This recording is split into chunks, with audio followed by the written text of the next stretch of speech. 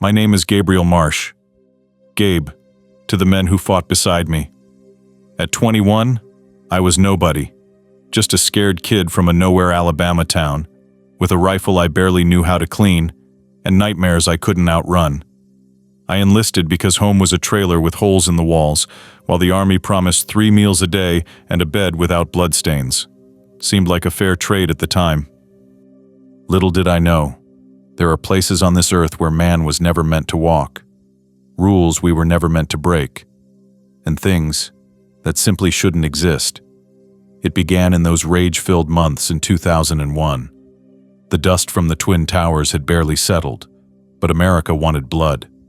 So my unit, a half-strength reconnaissance squad, found itself dropped into the jagged heart of Afghanistan's mountain ranges. The brass called it gathering intelligence. We called it being vulture bait.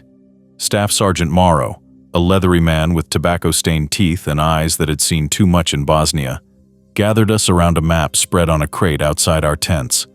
The wind kept trying to steal it, whipping the corners from his nicotine-yellowed fingers. "Here," he said, jabbing at a spot marked with faded pen. "Abandoned outpost. Might be Soviet era.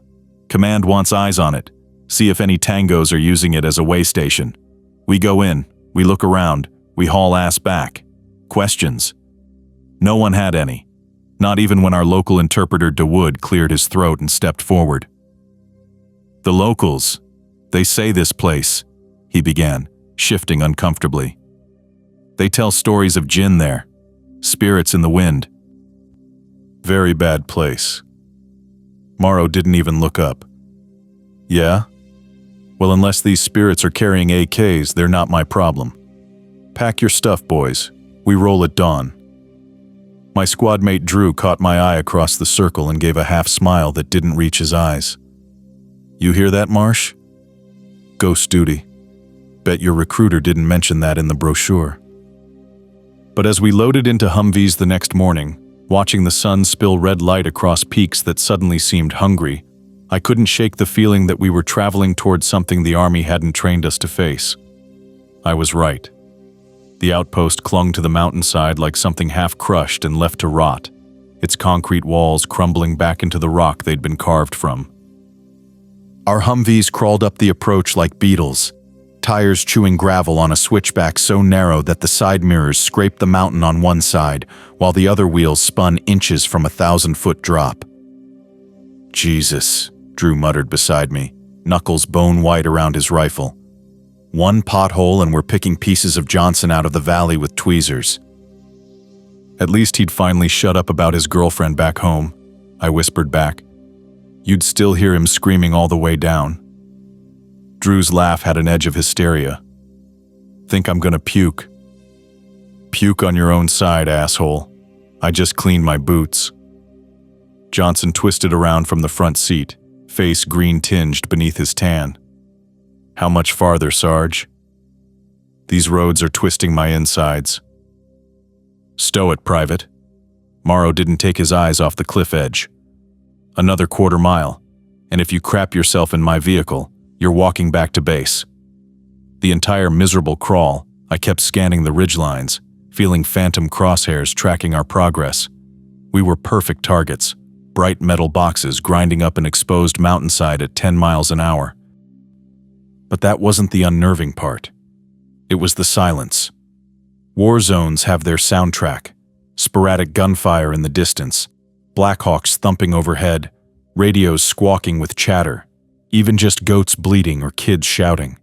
This place was vacuum-sealed in a stillness so absolute it felt deliberate. "You notice that?" Drew murmured, eyes darting between craggy outcroppings above us. "Notice what?" "No birds. Not even a damn cricket." He wiped sweat from his upper lip despite the cold. "It's like everything living got the memo to clear out." By the time we finally reached the outpost, that hush had worked its way under my skin like shrapnel. We found exactly nothing inside. No insurgents, no weapons caches, no signs anyone had been there in years. "All right, ladies, fan out," Morrow barked, squinting up at the already darkening sky. "We've got maybe 3 hours of daylight. I want this place swept room by room." He split us into pairs.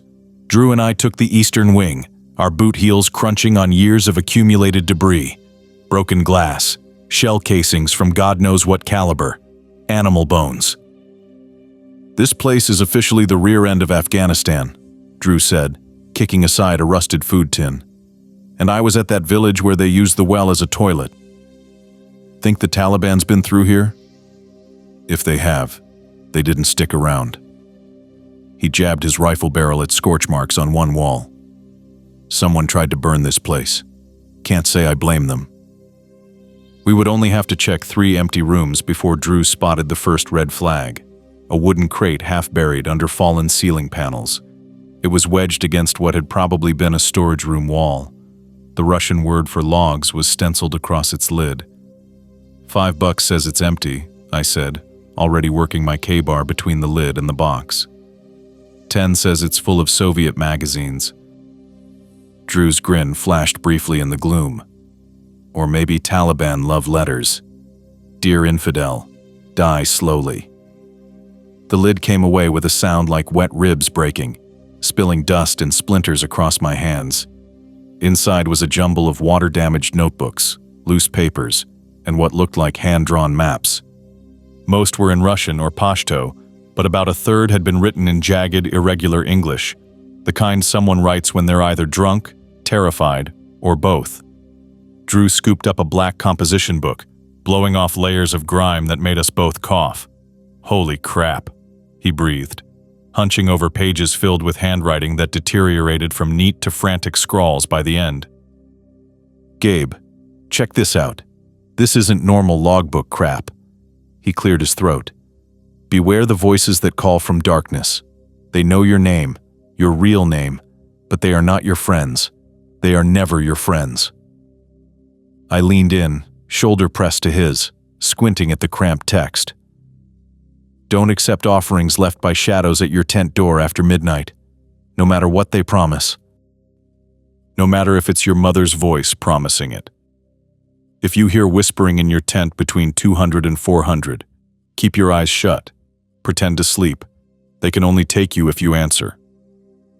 The margins were crammed with frantic additions. Things that bullets pass through like smoke. Creatures that wear your squad mates' faces but their eyes are all wrong.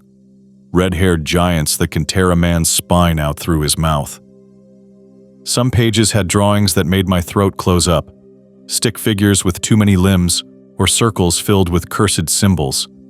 In one corner someone had written simply, "God has abandoned this place. Only they live here now."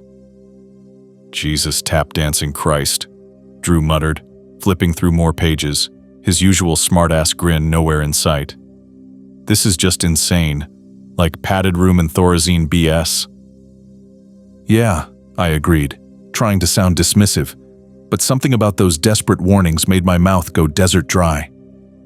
"Hey Drew," I said, voice lower than I intended.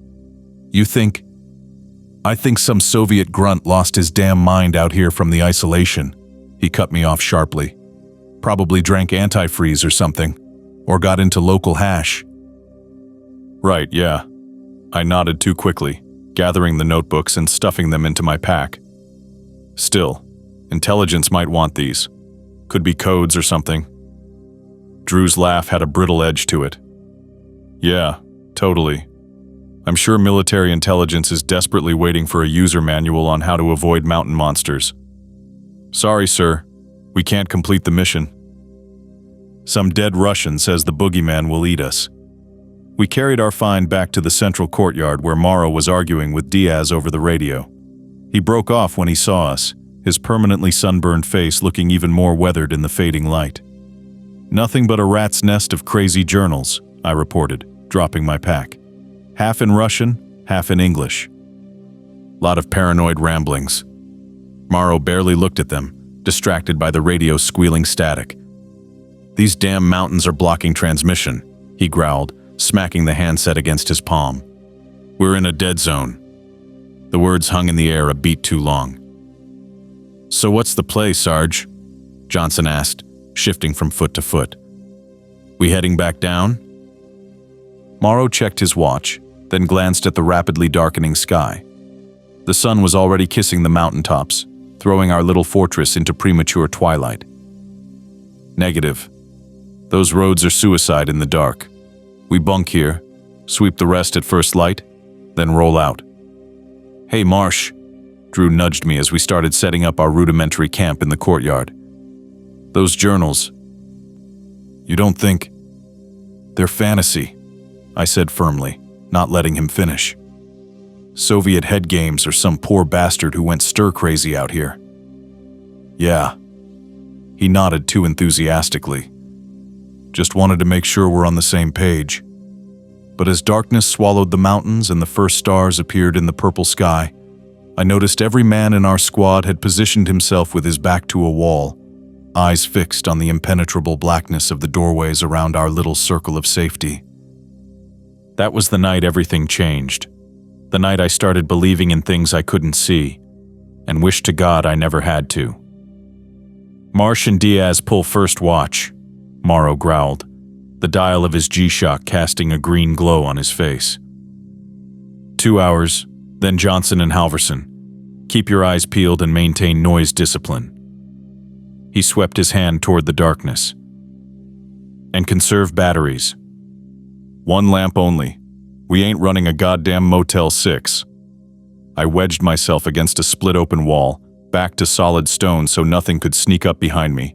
M16A2 laid across my knees with a fresh mag seated. Across our sad little puddle of lamplight, Diaz mirrored my position. He was this quiet, brick-shaped guy from El Paso, who only opened up when mail call brought letters from home. Diaz, you think... I started to ask. Then it hit us. The scream. It erupted from somewhere beyond the outpost walls, a sound so wrong it short-circuited my brain for precious seconds. We exploded to our feet, rifles snapping to high ready. The others burst from their sleeping bags like someone had electrocuted them, some still bootless, fumbling for weapons with sleep-stupid fingers. What in the world was that? Johnson hissed. Morrow materialized beside us, fully geared up like he'd been lying there waiting for this exact moment. Perimeter check, he barked. 2-man teams. Halverson and Marsh, east wall. Johnson and Yates, north perimeter. Diaz, on me. Weapons hot, but safety's on. Nobody gets trigger happy out there. Drew and I jogged to the eastern section where part of the wall had collapsed into a ragged breach, giving us a view down the slope. You see anything? Drew whispered, his Kentucky drawl thickened by stress as he swept his light across the boulder field below us. Negative. Might have been a snow leopard or mountain lion or... I froze mid-sentence, nostrils flaring like a spooked horse. Something out there smelled wrong, like burning circuit boards mixed with hair and something coppery wet. Drew caught it too. I saw his face contort. Christ, what's that? He gagged, pulling the collar of his DCU jacket over his nose. Then came the voice, thin but crystal clear. Help. Hey guys, up here. It's me. It's Drew. The voice was coming from maybe 20 yards out in the impenetrable darkness. But Drew, the actual flesh and blood Drew, was standing right beside me, close enough that our shoulders brushed. Our eyes locked, and I saw my own terror reflected back at me. The voice called again, weaker and more desperate. Guys, I'm over here by the big rock. It's me, Drew. I went to check that noise and fell into a crevice, my legs all messed up. There was a pain-soaked groan that was pure Drew. Exactly the sound he'd made last month when Johnson had accidentally reversed the Humvee over his foot during a supply run. I think it's broken. There's... Oh God, there's something out here with me. I can hear it breathing. Please hurry. Like a strobe light behind my eyes, words from that damn journal seared across my vision. Never investigate a fallen comrade's voice if it calls you from the darkness. Morrow and the others rushed up behind us, their lights probing uselessly at the darkness. Who's out there? Morrow barked. Identify yourself. I grabbed his sleeve before he could call out again, clamping down on his forearm with desperate strength. Don't, I hissed. Don't answer it again, Sarge. The hell you talking about, Marsh? He snarled, trying to shake me off. It's not real, I insisted. Look. Morrow stared at me like I'd just grown tentacles from my eye sockets, but he hesitated, turning to do a quick head count. Halverson, Diaz, Johnson, Yates, he muttered, ticking us off. All present, all accounted for. I'm hurt real bad, the Drew voice pleaded from the blackness, a perfect reproduction of his Midwest accent with that slight softening of vowels from his Kentucky childhood. Please, I can't feel my legs anymore. So much blood. I can see my own damn bones sticking out through my pants. Don't leave me out here alone. The real Drew beside me had gone a color I'd never seen on a living person. That's... he choked out. That's exactly what I'd say. That's exactly how I sound. His eyes were dinner plates, pupils blown wide. How does it know that? Everyone hold position, Morrow ordered, his voice pulled taut as a piano wire but still controlled. Nobody moves past this wall. That's a direct order. None of us even pretended to sleep afterward. We huddled in the courtyard back to back like pioneers defending against an Indian attack, weapons aimed outward, flinching at every goddamn pebble that skittered across the ground. As the dawn light finally revealed the world around us, we discovered something that transformed our unease into gut-liquefying terror.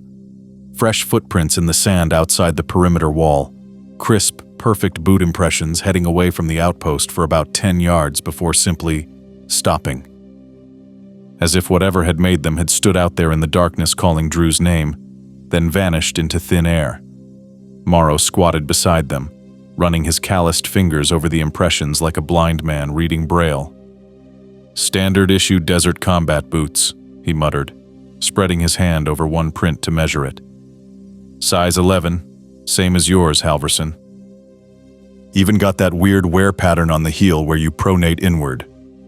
There's a perfectly rational explanation for this, Morrow continued woodenly, but his voice had the hollow conviction of a man trying to talk himself out of seeing the monster in his closet. Must be. Maybe an advance patrol came through or... Stop the crap, Diaz spat into the sand.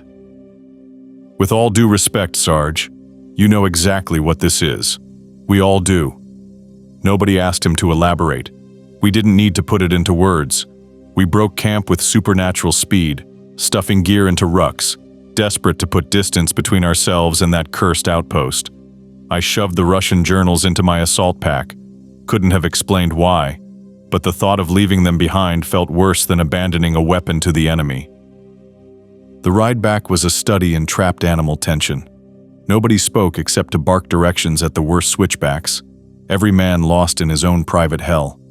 The usual mindless bitching about MREs, heat, officers, and that waitress at the Green Bean coffee shop on base was replaced by a silence so dense it felt like another passenger squeezed in beside us.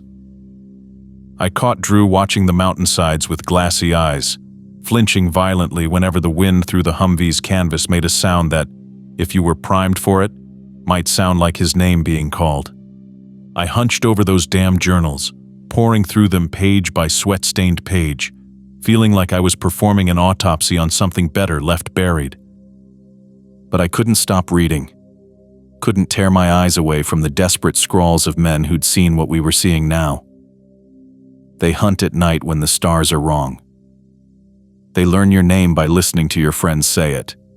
Then they learn your voice by listening to you talk. Then they become you. If you hear someone calling you from far away, never, never answer. To acknowledge is to invite.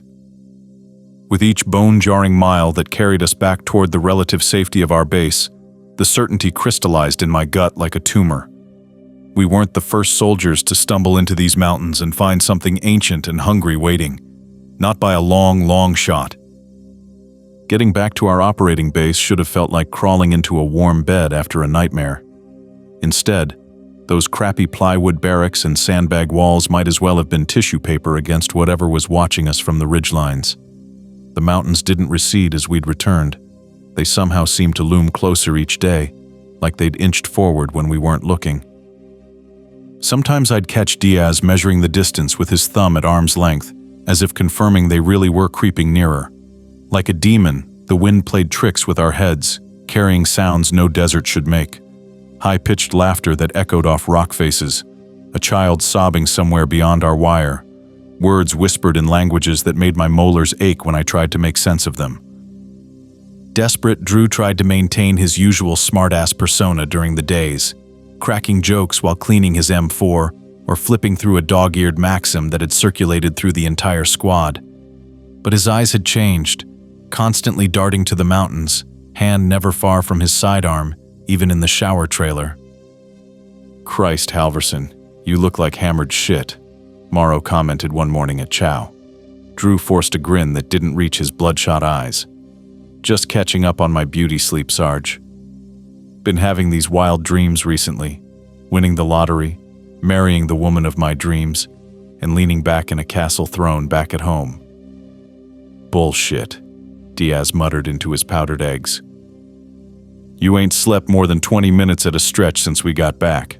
None of us have." Drew shrugged, jamming his plastic fork into what the army called breakfast. "Even freaking Bigfoot would find this place too spooky, man. At least Sasquatch has the good sense to hang out in the Pacific Northwest where there's beer and hippie chicks." The joke landed like a dead bird in our midst, drawing blank stares from guys who normally would have riffed on it for hours. "You think it followed us back?" Drew asked me later in a low voice as we field-stripped our weapons. "That thing. The voice stealer." "Don't be stupid," I said automatically, even as my stomach nodded. "Nothing followed us." "Then why can I still hear it at night?" He whispered, eyes fixed on his disassembled rifle, calling my name from just outside the wire, saying things only I would know. I had no answer that wouldn't terrify us both.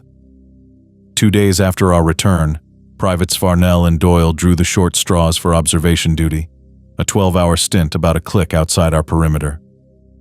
Just a crappy little sandbag position on a bluff overlooking 3 converging mountain passes, with a spotting scope, radio, and enough MREs and water to last a day.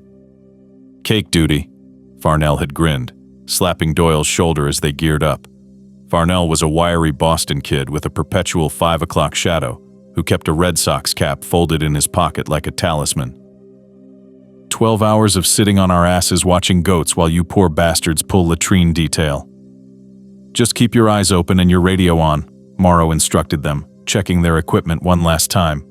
"Standard procedure. Check in every hour on the hour. See anything hinky, anything at all, you call it in. No heroes." "Roger that, Sarge." Doyle nodded earnestly. He was a baby-faced Oklahoma farm boy. "We'll keep our heads down." They shouldered their packs and headed out, Farnell singing some off-key Springsteen song as they passed through the wire. I remember thinking Doyle's shadow looked wrong somehow. Too long, too dark against the pale sand. But I blinked, and it was normal again. The first radio check came right on schedule. "OP Charlie to home base. Nothing moving but lizards and my ass falling asleep. Over." But the second check-in, well, it never arrived. Hernandez, our comms specialist, tried raising them 3 times before reporting tomorrow. "Maybe the radio crapped out," he suggested without conviction. "Batteries or—" He never finished the sentence. The radio crackled to life, Farnell's voice exploding through the static in a pitch I'd never heard from him before. "Jesus, something's wrong out here."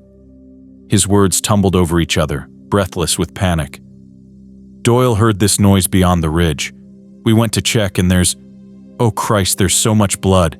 It's everywhere. It's coming up from the ground and, oh God, I see it. It's a sound like a metal trash can being crushed, sliced through the transmission, followed by a scream that didn't sound entirely human. Then nothing but empty static hissing through the command tent. I'll never forget the look on Morrow's face, the blood draining from it so fast his sunburn stood out like war paint. "Quick reaction team, gear up," he barked, already reaching for his own weapon. "Marsh, Halverson, Diaz, Johnson, Ramirez. Full combat load, extra magazines, 5 mics." We scrambled for our gear, fingers clumsy with adrenaline and something darker. Nobody said what we were all thinking. "Stay frosty," Drew muttered to me as we double-checked each other's kit, an old joke between us that suddenly wasn't funny at all. We double-timed it out to the OP, spread in standard patrol formation, though every instinct screamed to bunch up, to put our backs together against whatever waited in the gathering dusk. The observation post appeared deserted as we approached, just a chest-high ring of sandbags crowned with camouflage netting on a rocky bluff. Nothing moved, no sound but our own wheezing and the crunch of boots on gravel. "Farnell! Doyle!" Morrow called, his voice loud in the stillness. No response. We breached the perimeter of the OP with textbook precision that felt inadequate for whatever had silenced a radio mid-scream. Then at last, what we found inside that ring of sandbags still jolts me awake some nights, heart pounding in my throat. The camo netting was drenched with blood, not random splatter, but arterial spray and pulsing arcs that painted patterns across the fabric. It was still wet, glistening black-red, and dripping onto sandbags with a sound like slow rainfall. The spotting scope lay smashed beyond recognition, and 2 M4s were half buried in the dirt, one snapped clean in half at the stock as if it were a plastic toy instead of military-grade hardware. The sand itself was churned up like something had thrashed violently, with deep grooves that looked almost like claw marks.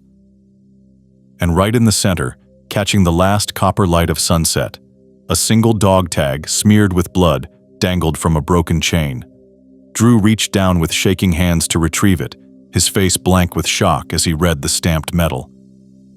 "Farnell," he said, voice cracking around the name like thin ice. "It's Farnell's." Diaz turned away, retching violently into the sand outside the perimeter.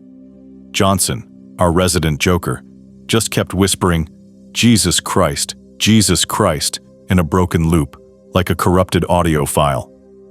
Ramirez crossed himself repeatedly, lips moving in silent prayer. Morrow's weathered face contorted with a mixture of rage and fear he couldn't quite suppress. He'd seen men die in Bosnia, in Iraq, seen IEDs turn Humvees into confetti with his buddies inside. But this was something else, something worse. "Spread out," he ordered, forcing military precision into his voice. 20-meter search radius. Look for bodies, for blood trails, for any sign of what happened here. We moved outward in a spiral pattern, calling their names with increasing desperation as shadows pooled at the base of rocks. My voice grew hoarse, the names Farnell, Doyle, feeling like foreign syllables as I repeated them into the indifferent desert. The tracks we found made my skin crawl. Some were standard-issue boot prints, Farnell and Doyle's presumably, leading away from the OP toward a narrow ravine. But interspersed with them were other impressions. Massive footprints 3 times the size of a man's, with too many toes splayed at impossible angles. Weird sliding marks like something heavy had been dragged. And worst of all, prints that started as human boots but gradually distorted, the heel elongating, the toes spreading wider, as if the person making them was changing with each step. All the tracks vanished abruptly at a shelf of bare rock. "What could have possibly dragged them away?" Drew asked, his voice pitched too high, face sheened with cold sweat despite the lingering heat. "It's like they just dissolved." Words from the journal flashed through my mind. "They come at dusk, when shadows gain substance. They take 1, sometimes 2. The others hear screaming, but by then it's too late to do anything but run." I didn't share this thought. Some terrors are too great to give voice to. "We need to regroup, get back to base," Morrow decided finally, an edge of barely controlled panic threading his words. "Get a full platoon out here with proper equipment before we lose the light completely." None of us argued. The sun had vanished behind the peaks, and darkness was swallowing the desert with terrifying speed. We formed up and double-timed it back, constantly checking our 6, weapons held ready against enemies we couldn't name or even comprehend. Back at the perimeter, Captain Reynolds, our detachment CO, listened to Morrow's halting report with the forced skepticism of a man desperate to slot a nightmare into familiar frameworks. Insurgents, he suggested, reaching for the comfortable. Have to be. Maybe they're using some new psychological tactics. No Taliban fighter I ever heard of could snap an M4 in half with his bare hands, sir, Morrow responded flatly. Or drag two armed men away without leaving bodies, or blood trails, or any goddamn thing that makes sense. The captain's jaw tightened. We'll send a full search team at first light. 2 platoons, air support if we can get it. Until then, double the perimeter guards and get some rest. Rest. As if sleep were possible with Farnell and Doyle's unknown fate hanging over us like an axe.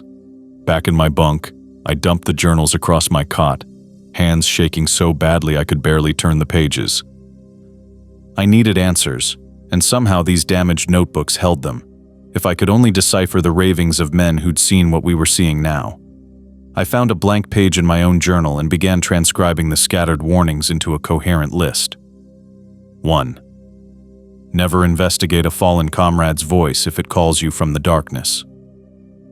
2. Keep an eye on your reflection in the night vision goggles or standing water. If it moves differently than you, destroy the reflective surface immediately. 3. Don't shoot at figures wearing red in the mountain passes. The bullets pass through them, and the sound draws them to you. 4. Never move the ancient rocks or disturb any bones you see in the desert. They are markers, not memorials. 5. If you hear whispering in your tent between 200 and 400, pretend to sleep. Even if it sounds like your mother, your child, God himself. They can only take the ones who answer. 6. Always bury your own, completely, before sundown. If you don't, what comes back wearing their skin isn't them anymore. 7. If you see footprints leading away from camp at dawn, never follow them. They don't lead anywhere humans can return from. I added a final line, underlined 3 times. Failure to observe these rules invites danger and death. As I wrote, a horrible certainty settled into my gut like a stone. Farnell and Doyle had broken rule number 3.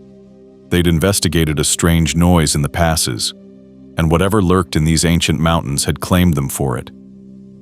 The search team found what was left of Farnell just after sunrise. Alpha Squad spotted him half buried in a shallow depression about 800 meters northeast of the OP, wedged between 2 boulders like something had tried to store him for later. Doyle remained missing in action. The recovery team bagged Farnell's remains and hauled him back on a stretcher jury-rigged between 2 combat poles. Drew and I were scrubbing our weapons with Chilean pesos outside the command tent when they brought him in. Lieutenant Dawes waved us over toward the medical station, a glorified canvas box with a folding aluminum table inside that doubled as our makeshift morgue. Since you 2 were on the recovery team yesterday, ID the body, he ordered, not meeting our eyes. Confirm it's Farnell.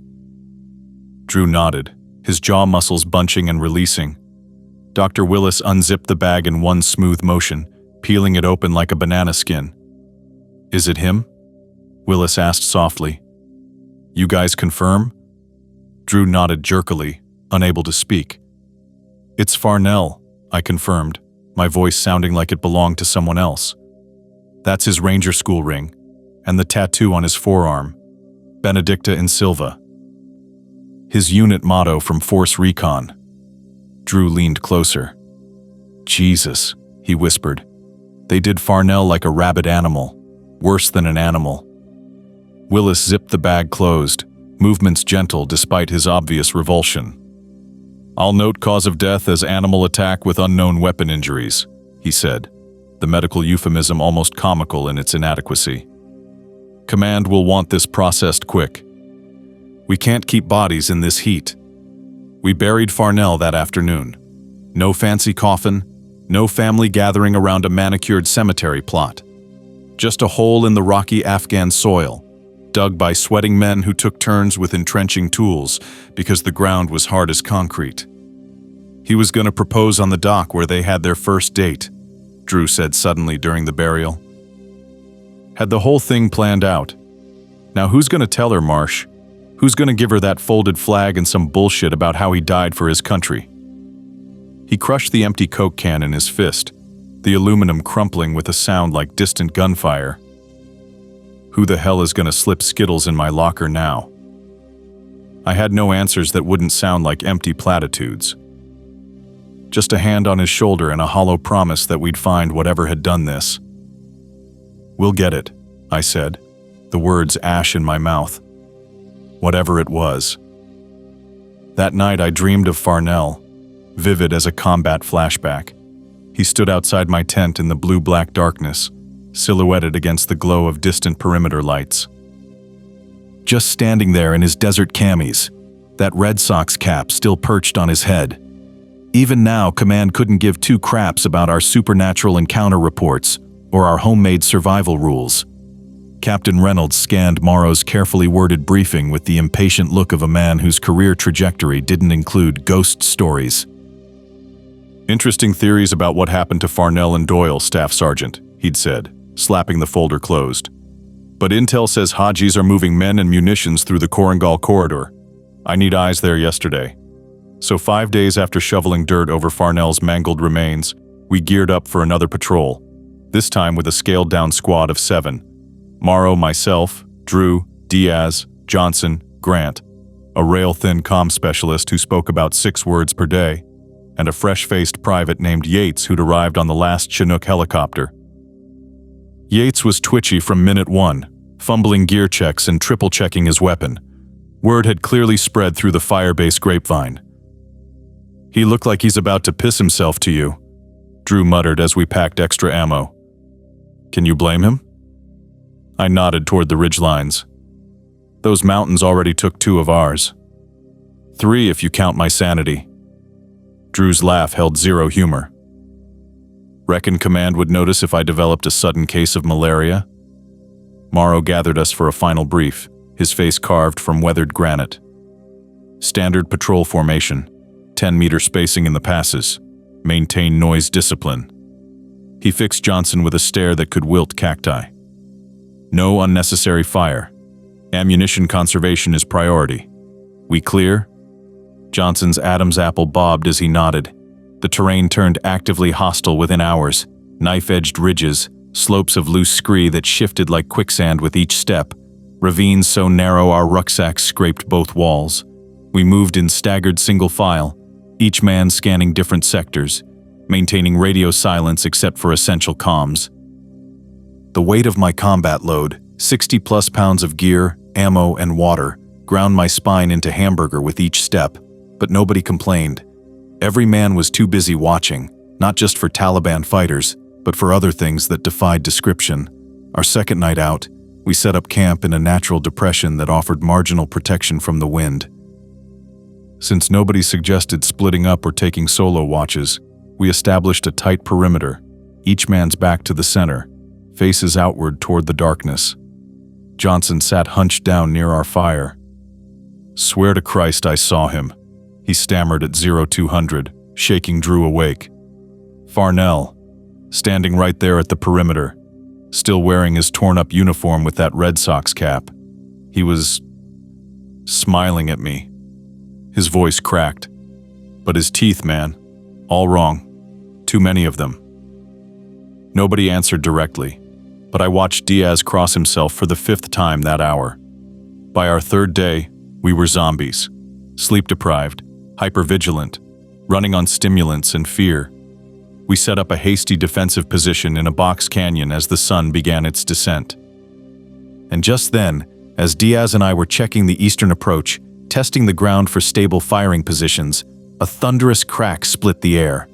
A boulder, a damn basketball-sized chunk of granite, slammed into the ground 6 inches from Diaz's boot, throwing rock chips that stung my face. "Contact!" I yelled, swinging my M4 up as adrenaline flash-flooded my system. "High ground, 2 o'clock!" The squad scattered for cover, weapons trained upward, scanning the ridgeline. That's when I saw it, silhouetted against the burning orange sky, a figure standing at the cliff edge maybe 60 feet above us. My brain short-circuited, desperately trying to categorize what I was seeing as something comprehensible. Human insurgent, rock formation, optical illusion.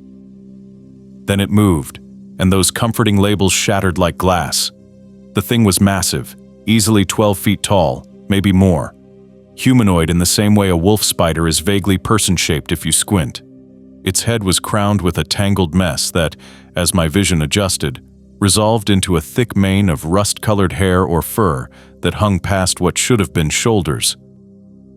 "Christ," Drew hissed beside me. "You see that thing? Tell me you see it too."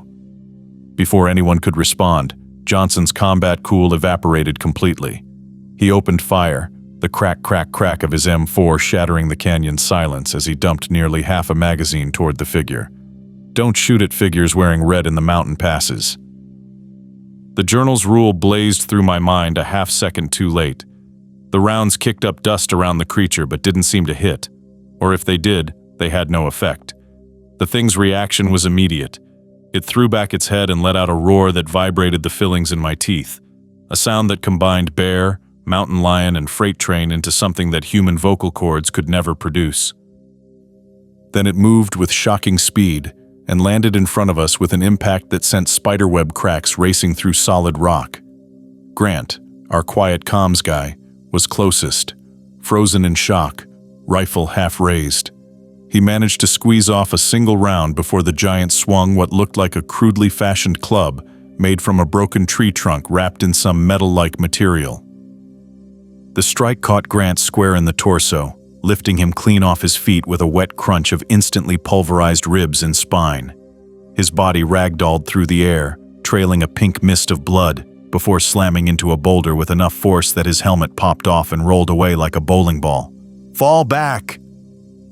Morrow thundered as we opened fire, rounds sparking harmlessly off the creature's hide or disappearing into its mass like bullets into water. "Tactical retreat! Move!" We fled deeper into the maze of canyons, taking the only path not blocked by sheer cliffs or our nightmare pursuer, a desperate choice that took us farther from base rather than toward it. By the time we finally collapsed, lungs heaving like bellows, in the shadow of a towering cliff, full darkness had swallowed the mountains. We were down to 6: Morrow, Drew, me, Diaz, Johnson, and Yates. Morrow paced in tight circles. The man who'd survived 3 combat tours without flinching was visibly coming apart at the seams. What? The actual hell was that? Yates finally choked out between hiccuping sobs. That wasn't human. That wasn't anything. "Kandahar giant," Diaz whispered, his voice stretched wire-thin. "My cousin who served with the 10th Mountain. He said some special forces guys encountered something like that in '03. Brass covered it up. I thought he was just high on hashish, until now." "It freaking ate Grant." Johnson's voice was reedy with hysteria. "Just tore chunks right out of him, like he was a damn Happy Meal." "Listen up," Morrow finally said, his voice steadier than any of us could have managed. "We need cover and defensive positions. We're too exposed here." "The thing's still out there," Johnson whispered. "What if it follows us?" "Then we'll deal with that if it happens," Morrow snapped. We all knew our weapons were useless against it. For now, we secure ourselves, treat injuries, and assess our situation. Marsh, Halverson, scout 20 meters ahead for any natural shelter. We found a shallow cave in the cliff face and gathered inside like primitive humans seeking shelter from ancient predators. No one mentioned that we'd left Grant's remains for the scavengers. No one brought up Rule 6 in my journal. Always bury your own, completely, before sundown. If you don't, what comes back wearing their skin isn't them anymore. I kept my rifle across my knees, knowing that if that red-haired thing came for us again, all the 5.56mm rounds in Afghanistan wouldn't save us. As I tried to close my eyes that night, the image of Grant's ribs collapsing under that club, the wet smacking sounds as the giant tore chunks from his flesh, kept playing on repeat behind my eyelids like the world's worst snuff film. The dial of my G-Shock read 0347 when Johnson materialized beside me, shaking me roughly awake. A persistent tick pulled at the corner of his left eye, and his perpetual 5 o'clock shadow had progressed to a patchy beard that made him look like a homeless meth addict. "Marsh," His voice was sandpaper rough. Yates is gone. My brain, foggy with exhaustion, took a moment to process. Gone where?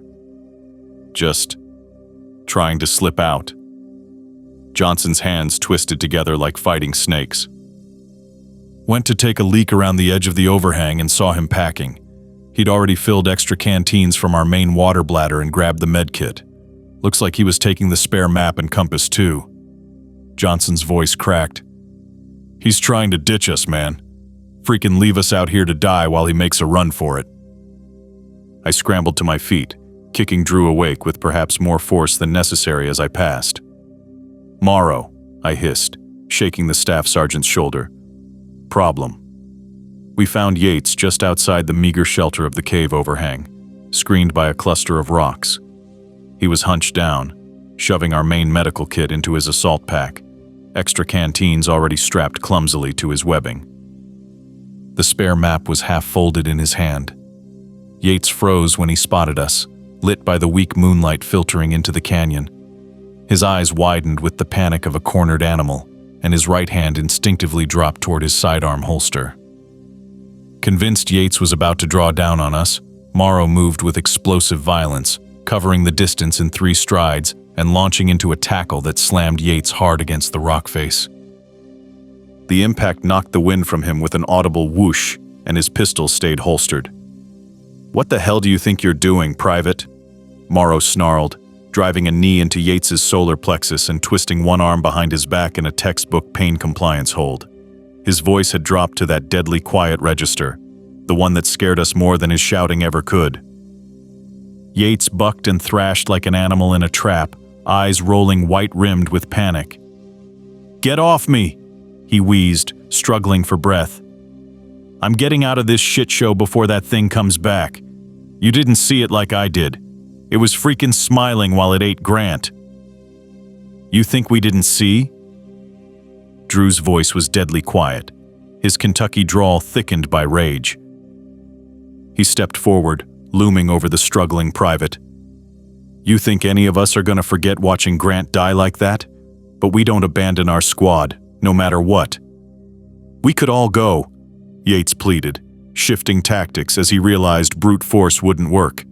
His voice took on a begging tone. "Right now. Just hike till we hit friendly territory. We move faster without carrying dead weight." He glanced pointedly at Diaz, who was leaning heavily against the cave wall, breathing shallowly. "And head where exactly?" Morrow twisted Yates's arm a fraction higher, making him yelp. "On foot? Back the way we came, where that thing's probably still hunting? Or deeper into territory we haven't mapped? With half our water and no main med kit if someone gets hurt? Anywhere but here." Yates was openly sobbing now, tears cutting clean tracks through the dust caked on his face. "I got a wife, man. A baby on the way. I can't die out here. Not like Grant. Please ... Something in his naked terror touched a nerve, but the betrayal hardened Morrow's face. "Know what happens to deserters in a combat zone, Yates?" Morrow asked, his voice flat. "Article 85 of the UCMJ. That's court-martial territory. That's Leavenworth Prison if we're feeling merciful. That's firing squad if we're not. Court-martial me if we make it back," Yates spat, a threat of defiance returning. "But we won't. None of us are getting out of these mountains alive. That thing will hunt us down one by one. You'll be begging for a bullet before it's done with you." A silence fell, because none of us could convincingly argue with him. "Empty his pack," Morrow finally ordered, maintaining his grip on Yates. "Get our med kit back. Distribute the extra water he took. Drew, take his map and compass. He navigates by my side from now on." Drew nodded grimly, retrieving the stolen supplies and confiscating Yates's personal navigation tools. "You're condemning us all," Yates moaned as Johnson efficiently stripped him of the extra canteens and the vital medical supplies. "That thing's gonna find us again. It's got our scent now." "Shut the hell up," Morrow said, zip-tying Yates's wrists behind his back with brutal efficiency. "Johnson, You're on Yates sitting duty. He tries anything. You have my permission to ventilate his kneecap. Non-lethal, but he won't be running anywhere." Johnson nodded, his face hardening as he covered Yates with his rifle. We regrouped near the cave mouth as false dawn began painting the eastern sky. Morrow spread our tattered map across a flat rock, weighing the corners with spent shell casings. "We're here," he said, jabbing a grimy finger at a spot in a maze of canyons. "Our primary exfil route is compromised. Assuming that thing is still back there, we need to head southwest through this pass, then loop eastward to reach Rally Point Charlie, where we might find a patrol from Alpha Company." No one mentioned the glaring problems with this plan, that we weren't sure of our exact position, that the map's contour lines didn't match the surreal topography around us, that if that red-haired monstrosity decided to hunt us, no amount of clever route planning would save us. "What about the—" Drew hesitated, glancing at where Yates sat bound and sullen. "What about rule number 3? About not shooting at the red ones? We already broke that. What if there are more of them?" "Then we're screwed 6 ways from Sunday," Diaz muttered, making the sign of the cross. "But we're dead for certain if we stay here." Everyone agreed. As dawn broke and the mountain's temperature hovered just above freezing, we moved out in a modified diamond formation, Yates zip-tied and positioned dead center where 4 rifles could cover him at all times. His earlier hysteria had curdled into a sullen, empty-eyed resignation. "Think he's right?" Drew muttered as we picked our way across a knife-edge ridge barely wider than my boot. Below us, the canyon floor waited patiently, 600 feet of empty air away. "About not making it out?" "Shut up," I hissed, not because I disagreed, but because I couldn't bear to hear my own fears spoken aloud. Around midday, we crested a hill carpeted with scrubby vegetation, the first green things we'd seen in days, and spotted it. A perfect circle of flat, oblong stones arranged with obvious deliberation. There were 13 of them, each roughly the size of a dinner plate, partially sunk into the rusty soil as if they'd been there for centuries. Their surfaces had been polished glass smooth by endless years of wind-blown sand, but even from 20 feet away, I could make out strange markings etched into them. Johnson, who'd been increasingly unhinged since watching the giant feed on Grant, zeroed in on the arrangement like a heat-seeking missile. He hadn't slept in at least 48 hours. "Perfect," he announced, beelining toward the stone circle without waiting for Morrow's order. "These'll make a great signal platform. Stack 'em up, light a big-ass fire on top. Some flyboy'll spot the smoke. Call in our coordinates." The journal's 4th rule flashed in my mind like a red warning light. Never move the ancient rocks or disturb any bones you see in the desert. They are markers, not memorials. "Johnson, hold up," I called, scrambling after him. "Don't touch those. Leave them alone." He whirled on me, lips peeled back from his teeth in a rictus that barely resembled a smile. "Oh, here we go with the damn ghost stories again," he snarled. "Your little book of campfire tales gonna save us, Marsh? Gonna magically call in a rescue chopper with your spooky rules?" "Those rocks might be important to locals," I said, trying a different angle. Even to my own ears, I sounded desperate. "Could be a religious site or a grave marker. We start messing with it. Could cause problems with—" "Screw the locals!" Johnson's shout echoed off the canyon walls. Spittle flew from his cracked lips, his face contorted with a rage born of pure terror. "Screw this place, screw these mountains, and screw your stupid rules. My buddy's dead, Marsh. That thing ate Grant like a candy bar, and you're worried about some Haji rocks?" "Johnson, stand down," Morrow ordered, but there was no real authority left in his voice. The encounter with the giant had shredded the chain of command along with our nerves. Johnson ignored him completely, already kneeling to pry one of the stones loose.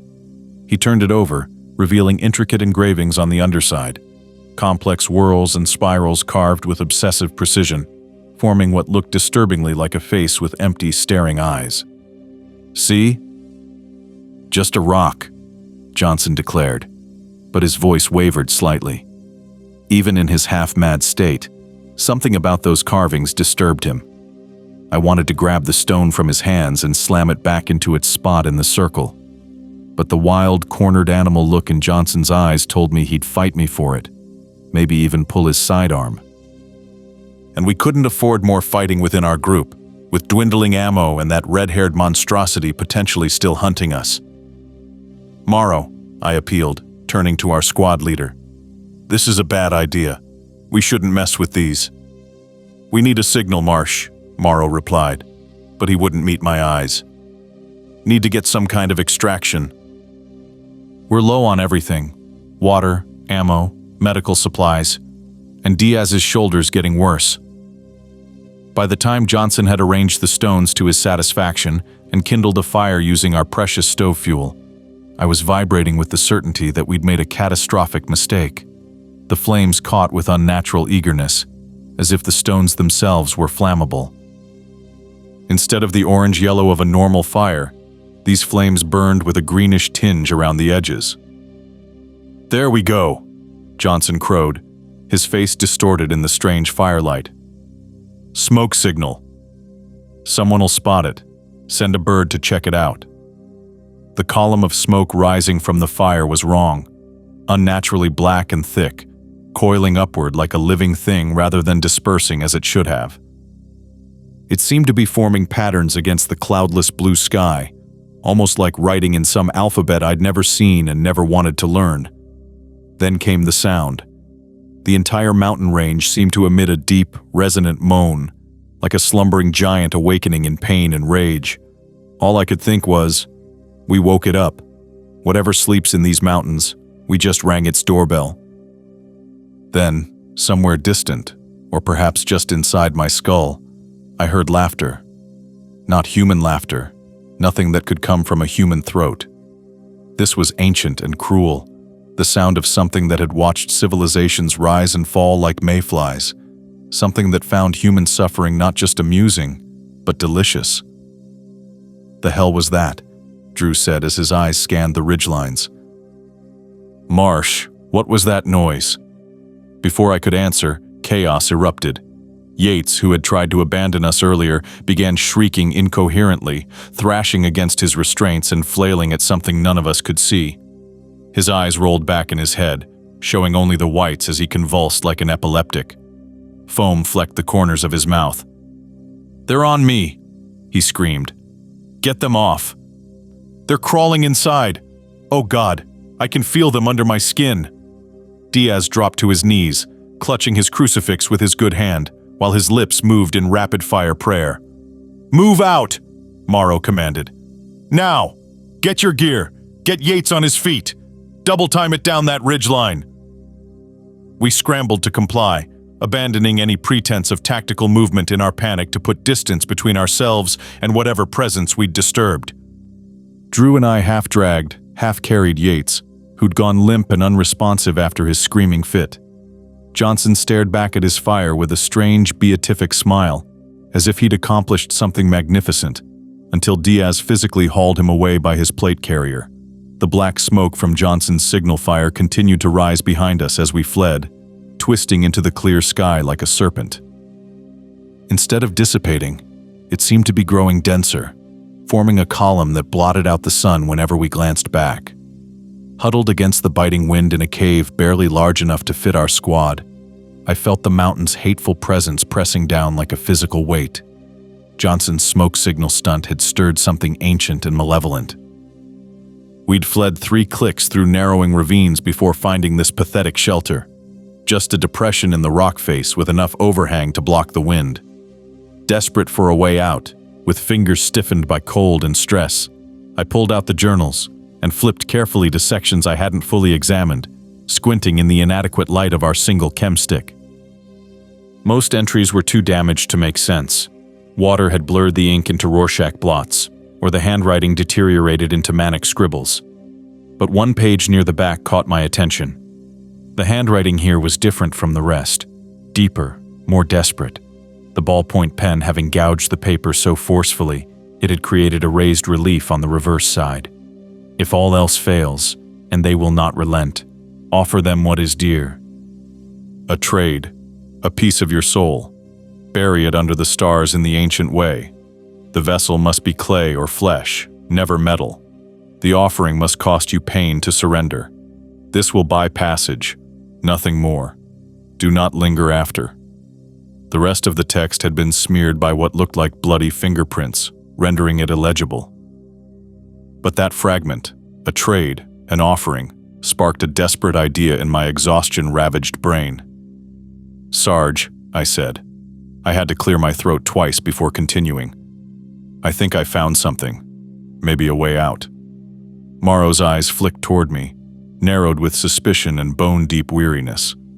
He crawled over, combat boots scraping against stone, and hunched beside me to examine the journal page I held. "What am I looking at, Marsh?" he asked, voice pitched low so the others couldn't hear. I explained my theory, watching his face for the eye roll or dismissive snort it probably deserved. But we were long past skepticism. Instead, he rubbed calloused palms over his face. "So you're suggesting we—" "What exactly? Make some kind of offering? A sacrifice?" "Maybe," I admitted, tapping the faded text. "The journals mention rituals, appeasements throughout. If there are things in these mountains, entities or whatever the hell we want to call them, maybe there are ways to negotiate, to buy passage out." Negotiate. Morrow repeated the word flatly, testing it on his tongue like unfamiliar rations. "With mountain spirits. With that thing that ate Grant." "Look at us," Johnson said with a sudden bark of laughter that held no humor. "Full combat loadout, trained killers, the most advanced fighting force in human history, and we're sitting here talking about making offerings to mountain monsters like goddamn cavemen." He shook his head, but his eyes betrayed desperate hope. "If it means I don't get torn in half by that giant freak, though, I'll try blood magic, voodoo, whatever. I don't care anymore." Diaz nodded weakly, fever making his movements sluggish. "My grandma, she made offerings to the old spirits when we needed protection." Each word seemed to cost him significant effort. Small things, personal things, blood sometimes. Morrow inhaled deeply through his nose, held it for a 5 count, then released it slowly, the breathing technique they taught in combat stress management. "If I can get even one of you home alive, I'll do what needs doing." He fixed me with a hard stare. "What exactly does this offering entail, Marsh? We talking about sacrificing Yates here, or what?" Yates flinched, raising his head for the first time in hours. "Nothing like that," I said quickly, though the thought had flitted through my darker corners. "According to this, it's something personal, something that matters. A piece of ourselves, symbolically speaking." I skimmed the damaged text again. "Like what?" Drew asked, a tremor in his voice. "My signed Dale Earnhardt Jr. card? My lucky Kentucky horseshoe? Those ain't exactly with us out here, Marsh." "Has to be something we're carrying," Morrow said, pragmatic even in the realm of the supernatural. "Something that matters, something we can bury." We all fell silent, mentally inventorying the meager personal possessions we still carried after weeks in the field. Then, one by one, we knelt in a circle and surrendered our last scraps of humanity. Yates's grandmother's Bible, its leather worn smooth where her arthritic fingers had traced psalms, Diaz's sweat-stained letter, Johnson's keepsake, Farnell's park ranger ring, the gold still crusted with its owner's blood, Drew's dog tags, Morrow's antique Zippo with the death date of a man from Bosnia scratched into the silver, and my mother's rosary beads, worn to bare wood where her thumb had worried the 4th decade to splinters during chemo. Morrow piled dirt over them with trembling hands. "What? Is that it?" Johnson whispered as the last clod dropped. "Doesn't seem like enough." Just then, the change knocked us flat, like the pop when your ears clear at high altitude, but through your entire body. The mountain's hateful presence withdrew like a tide, leaving us gasping in unexpected emptiness. For precisely 17 heartbeats, we waited. Then that invisible boot crushing our chests lifted. We staggered back to our shithole camp, collapsed like puppets with cut strings, and for the first time in an eternity, I slept without twitching. Dawn broke with the first taste of hope we'd had in weeks. Steam plumed from our mouths as we stuffed gear into rucks, fingers fumbling with buckles, everyone avoiding eye contact, afraid to jinx whatever miracle had granted us this reprieve. Morrow's tattered map showed Firebase Endurance 20 clicks southwest, across terrain that might actually let us live. But just before heading out, I caught Yates staring at empty air, lips moving in soundless conversation. Dried spit crusted the corners of his mouth, and his eyelids fluttered like he was fighting off microsleeps. "You good, Yates?" I kept my tone light, like I was asking about the weather rather than his fragmenting sanity. He jolted like I'd hit him with a crowbar. Fine. Just freaking peachy, ready to put feet to dirt." 4 hours of bone-jarring descent later, the goat trail widened enough to walk side by side without risking a 1,000-foot fall. The ground had stopped actively trying to kill us, just broken shale and boulder fields instead of knife-edge ridges and vertical drops. Through sweat-stung eyes, I watched Yates stumble 3 paces ahead, his gait increasingly puppet-like. And then, he went down like someone had cut his strings, kneecaps cracking against rock with a wet crunch. When his face lifted, twin streams of blackish blood poured from both nostrils. His eyes had gone yellowish-white, like week-old egg yolks. "He won't stop whispering," Yates moaned, teeth chattering so hard I heard enamel cracking. "Grant says we abandoned him, left his guts for the crows. He's showing me what they're doing to his body up there." His hands clawed at his temples. "He's so damn angry." Drew's pack thudded to the ground as he backpedaled. His face drained of color so fast I thought he might faint. "It's the altitude, the dehydration," Morrow began, but his hand had already dropped to his sidearm. "Shut up." Yates's scream echoed off the rocks, sending dirt skittering down the slope. "He wants what you took from him." He slammed his forehead against the ground, opening a 3rd bleeding hole. "He says the mountain needs balance. We forgot Rule 6. His voice dropped to a guttural whisper. "Always bury your own before sundown." Johnson stepped forward, rifle half raised.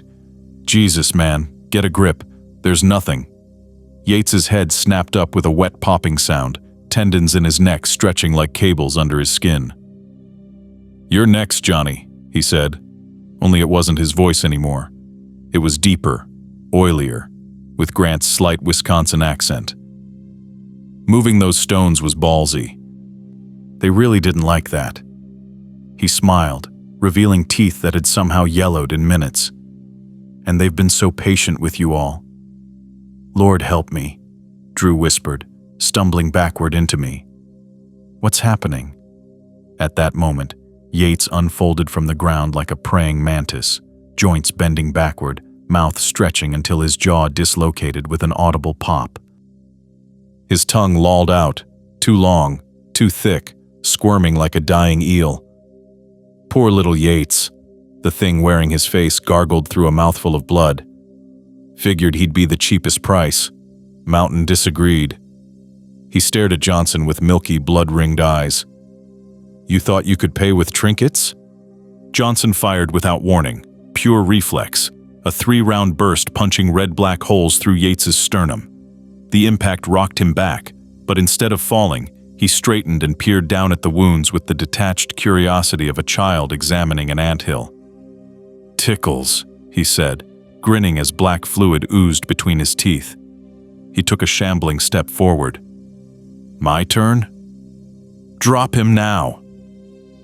Morrow's voice cracked as he raised his M4. We opened up in near unison, the hammering of our rifles deafening in the narrow ravine. Rounds tore through Yates in wet smacks, shredding uniform and flesh, but he kept coming in a jerky stop-motion nightmare, each impact making him twitch, but not stop. Diaz, mumbling sorry through tears, drew his Beretta and fired a single shot. The 9mm hollow point caught Yates through his left orbital socket, punching out the back of his skull in a spray of pink-gray matter. He dropped boneless, that horrific smile still frozen on his slack face. "Check him," Morrow ordered, his voice sandpaper rough, hands shaking visibly on his weapon. I approached cautiously, pistol trained on what remained of Yates's head. A fat black fly had already appeared from nowhere, circling the ruin of his eye socket. His expression was frozen in mid-sentence, like he'd been interrupted while telling a joke only he found funny. I put 2 more rounds through where his brainstem would be, if anything human remained inside that skull. "We bury him. Deep." Morrow's voice caught on the last word. "Now." We dug until our hands bled, scraping out 3 feet of hard ground with e-tools that kept hitting rock. Nobody spoke. What words could possibly fill the void after executing your squad mate because a mountain god had crawled inside his skull? We'd messed up, broken the rules, and Yates had paid our tab. Someone should say something, Drew finally croaked as we heaped the last stones to keep scavengers away. Morrow looked a decade older, dust-caked in the new lines around his eyes. "Private Alexander Yates," he began hoarsely. "We send your soul to God because we sure as hell don't want it staying in these mountains. Find peace we couldn't give you." He looked away, jaw muscles working. "And forgive us for what we just did." We shouldered our packs in silence and left Yates to whatever gods ruled this place, the one mercy being that we'd put him in the ground. Unlike Grant. After speeding away from Yates's grave, by dusk, we'd hammered out another 8 clicks and stumbled upon a shepherd's hut, 3 crumbling stone walls supporting half a corrugated tin roof that shrieked like tortured metal whenever the wind hit it. Goat crap crusted the corners, and something small skittered in the walls. "Gotta get our bullshit straight," Morrow rasped, hunched over our fire of dried goat dung and splintered fence posts. "Command's gonna want answers about Grant and Yates." "What's our story?" Diaz winced as he shifted position. "Sniper got Yates, clean through and through." Morrow's voice was flat as a Baghdad highway. "Grant hit an IED. We recovered dog tags but not remains. Simple, clean, boring." His eyes flicked up. "Consistency gets us home. Weird stuff gets us psych evals and career death." I nodded like a dashboard bobblehead, but my attention was locked on Johnson. The firelight caught the manic gleam in his eyes as they darted between shadowed corners. His left eyelid twitched in Morse code spasms, and his fingers drummed his knee in a rhythm that never quite repeated. We choked down cold beef stew, congealed brown sludge that tasted like wet cardboard with notes of armpit. Johnson suddenly bolted upright, sending his barely touched MRE splattering across the dirt floor. His knuckles went corpse white around his rifle. "You hear that?" His voice cracked like thin ice on a deep lake. We froze, ears straining. Nothing but the tin roof's tortured shriek and the occasional pop of burning dung. "What exactly are you hearing, brother?" Drew's voice had the forced calm of a bomb tech with scissors hovering between red and blue wires. "The singing." Johnson's face slackened into something like rapture, eyes fixed on the doorway where night pressed against our pathetic bubble of light. Like a choir, but wrong. Beautiful wrong. His head tilted, dog-like. "They're singing about the time before men, before bones, when the mountains were young and warm with the earth's blood." My guts clenched. Johnson had gone full rule breaker when he disturbed that stone circle, unleashing that smoke with its green-tinged flames. The consequences were now crawling through his skull like maggots. "There's no singing, Johnny," I said, using his nickname from Basic, when we'd spotless each other through the mud crawl. "Just the wind messing with your head. We're all sleep-deprived, man." Johnson's eyes snapped to me, but they weren't his anymore. Something else peered through those familiar blue irises, something ancient and patient. "You think I'm cracked like Yates?" His laugh was high and thin as razor wire. "I'm not crazy, Marsh. I'm finally seeing clearly." He cocked his head again, listening. "They've always been here, you know. long before monkeys stood upright. Long before lungs or spines or eyes. "Don't listen to it, man," I said, holding Drew's gaze. "The mountain's poisoning your mind, like it did with Yates." "Too late for Johnny boy," Johnson responded, suddenly using the third person. His eyes had gone glassy, distant. "Way too late." He looked at each of us with something like pity, lingering longest on Drew. "I understand everything now. What's coming? What's always been coming." We doubled the watch rotation that night, backs pressed to stone, jumping at every skitter and scratch. At 0311 exactly, I was staring at my watch when it happened. A single gunshot cracked the night like a breaking bone. We snapped to full alertness, weapons ready, pulses thundering. But nothing followed. No firefight, no screams, just mountain silence rushing back in to fill the void. Dawn painted the slopes bloody as we found Johnson sprawled on his back 20 meters downhill, 9mm still clutched in rigor-stiffened fingers. The exit wound had blown out a melon-sized chunk of his skull. His remaining eye stared at the morning sky with an expression I can only call profound relief, like a man who'd outrun something with far too many teeth. Tucked in his breast pocket, we found a note scrawled in rusty brown ink across the back of a cheese packet. Things crawling behind my eyes now. Thoughts that aren't mine pushing out the real me, like being eaten from inside. Can still pull a trigger before they take my hands too. Don't follow me. Bury what's left with stones on top. Heavy stones. Not me in here anymore. Johnny. We dug until our palms blistered and bled, scraping out a grave beneath a twisted pine that somehow clung to this barren slope. Morrow stumbled through the Lord's Prayer, his voice cracking when he hit, "Deliver us from evil." 2 more men gone in less than a day. Not to the Taliban's bullets or IEDs, but to cosmic rules we'd broken through ignorance and desperation. "Move out," Morrow growled, his face carved from weathered granite, new lines etched around his eyes overnight. "If we hump it hard, we make that firebase by dusk, even if I gotta drag you fuckers by your ears." At last, Firebase Endurance materialized through the heat shimmer at 14:23 hours. Tan HESCO barriers stacked like giant Legos, guard towers poking up from the corners, stars and stripes snapping against a cloudless sky. My throat closed up at the sight. This mundane military footprint suddenly the most beautiful thing I'd ever seen. If only I had known that the worst was yet to come. "Keep your story wired tight," Morrow rasped, his cracked lips barely moving. Red-rimmed eyes scanned the perimeter as he touched each man's shoulder. Grant hit an IED. Yates took a sniper round. Johnson ate his gun from combat stress.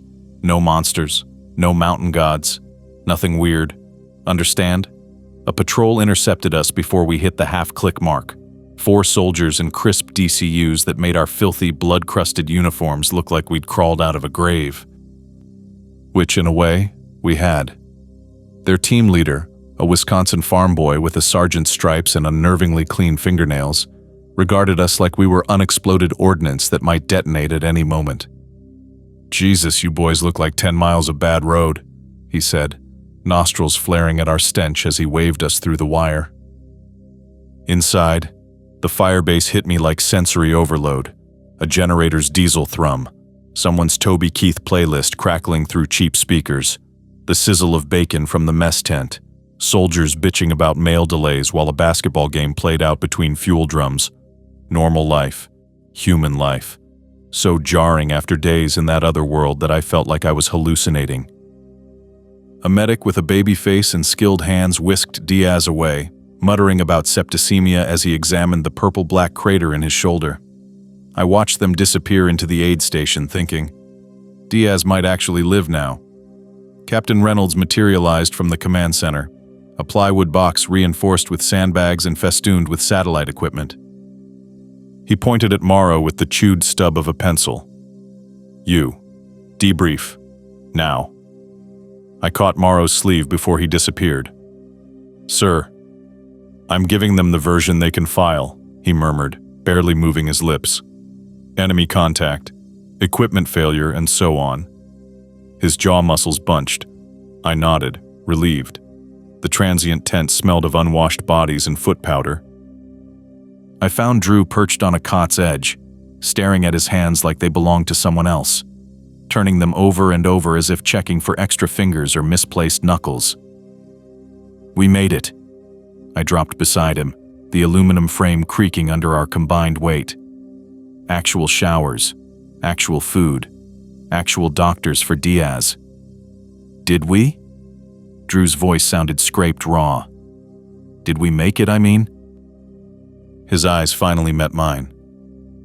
Before I could answer, the tent flap slapped open, and a specialist with a clipboard stuck his head in.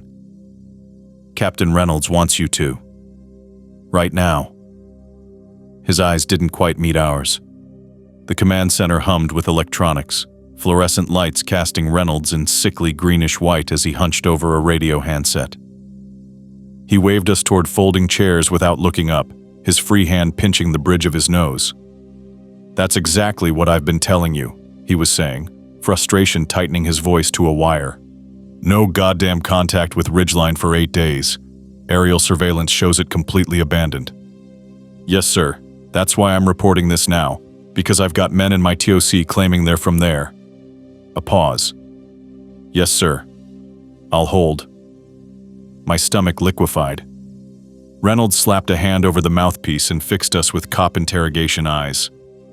Command says Ridgeline fell 8 days ago. Final transmission was a broken distress call about unconventional enemy activity. They've already written the killed in action letters. Morrow's face betrayed nothing, but his knuckles went white against his knees. Communications blackout, sir. We've been trying to make contact for days. Reynolds' gaze hardened. According to this, Staff Sergeant James Morrow and his entire squad were declared killed in action 3 days ago. The morgue at Bagram is processing the remains as we speak. Reality fractured like thin ice underfoot. Dead? How could we be dead when we were sitting right here, sweating in this plywood box, hearts hammering in our chests? Unless… Something's wrong, Drew whispered, eyes darting to corners where shadows seemed to deepen despite the harsh lighting. This can't be… The radio squawked to life, but instead of a voice, a wet, rattling gurgle emerged, the exact sound Yates had made when Grant's spirit pushed through his throat. I looked back at Reynolds and froze. His eyes had changed. Pupils expanding like ink dropped in water until they swallowed the irises completely. Something is very wrong, Not Reynolds agreed, his voice oscillating between human speech and something that sounded like stones grinding together. You shouldn't be here. None of you should be here. Drew's sidearm appeared in his hand, muzzle trained between Reynolds' eyes. What the actual hell is happening? Your offering wasn't enough, the thing-wearing Reynolds said with almost parental disappointment. Did you really believe these mountains would be satisfied with trinkets? With sentiment? It chuckled, the sound of bones being crushed under massive weight. They want meat. They want blood. They want souls. I scrambled backward, spine hitting the door. Only the door wasn't there anymore. Just seamless stone where plywood walls had been seconds ago. The entire command center was transforming, dissolving and reforming into rough-hewn rock. We never made it out, I whispered as the horror dawned. The firebase isn't real. Very astute. Not Reynolds nodded, his jaw unhinging further with each syllable, the skin around his mouth splitting like overripe fruit. The mountains let you taste escape, let you feel hope. Hope has a flavor, you know, makes despair so much sweeter. The pooling darkness coalesced into familiar shapes, two tall figures with wrong-angled limbs. As they solidified, I recognized their faces. Grant with his chest splattered open like a stepped-on ketchup packet. Yates with a 9mm hole punched through his left eye socket. Johnson with the back of his skull missing. Behind them, Farnell and Doyle. You broke your promises to them, the Reynolds thing crooned with obscene pleasure. Left them scattered, abandoned, and now they've come to take you home. Drew fired, 3 precise rounds drilling into Reynolds's chest. The impact sprayed thick black fluid instead of blood, the viscous stuff hitting the wall with a hiss like acid on metal. Not Reynolds didn't even flinch. Instead, its grin stretched further, jaw dropping until it nearly touched its sternum, a snake unhinging to swallow prey. "Run!" Morrow barked, squeezing off rounds that punched through our former squadmates without slowing them. "Find the door!" "What door?" the thing asked, gesturing at seamless stone walls. "There is no escape. There never was." As the corpses lurched closer, we fell back to textbook close-quarters battle, firing controlled pairs into center mass, tactics that might as well have been interpretive dance against what we faced. I emptied my magazine into the advancing dead, cordite smoke and the stink of putrefaction filling the transformed space. The door. Diaz's voice, where had he come from, suddenly rang out behind us. He pointed frantically at a section of wall that shimmered like a heat mirage. "There! I see it." I saw nothing but stone, but at this point, I'd have jumped through a drawing of a door if someone told me to. I grabbed Drew's sleeve, yanking him toward Diaz's outstretched finger. Morrow laid down covering fire, the slide on his pistol locking back on empty. "I see it too!" Drew yelled, reaching toward what looked like solid rock. His hand disappeared to the wrist like he'd plunged it through liquid. "Hurry!" He grabbed something invisible and pulled. Reality tore like wet tissue paper, revealing a jagged hole spilling harsh sunlight. Through it, I glimpsed not the orderly grid of Firebase Endurance, but craggy mountains and scree slopes. "Go!" Morrow shouted, shoving me toward the opening. "Now, goddammit!" I dove through, Drew and Diaz tumbling after me. We hit gravel and kept sliding, momentum carrying us down a scree slope in an avalanche of loose rock and dust. Behind us came Morrow's voice, a strangled curse, a single pistol shot, then nothing. We skidded to a stop, my body digging a furrow through the sharp rocks. Blood stung my eyes as I rolled onto my back, gasping for air that wouldn't come. Looking up, I saw only an unbroken cliff face. No door, no opening, no command center. Morrow was gone like he'd never existed. "Christ," Drew panted nearby, blood streaming from a gash across his forehead. "What? Where?" I tried to focus on him, but his outline seemed to waver, like heat rising off blacktop. My head throbbed with each heartbeat, vision tunneling at the edges. I reached out toward Drew, but my fingers passed through his shoulder. Not real. None of it real. Every inch of me screamed with pain, muscles shredded, bones cracked, skin flayed by the jagged scree. I struggled to rise, managed to get to one knee before vertigo hit like a mortar round. Blood dripped steadily from somewhere above my eye, forming little copper pools on the stones beneath me. The mountains loomed closer, crowding in, their jagged peaks seeming to lean down toward us like hungry mouths. My last coherent thought as consciousness fled. I never left. I'm still in their bellies. I woke to the antiseptic stink of Bagram's trauma ward, 3 IV lines snaking into collapsed veins, heart monitors chirping their tinny reassurance that I wasn't quite dead yet. A Pakistani nurse with gentle hands changed the bandages on my suppurating feet.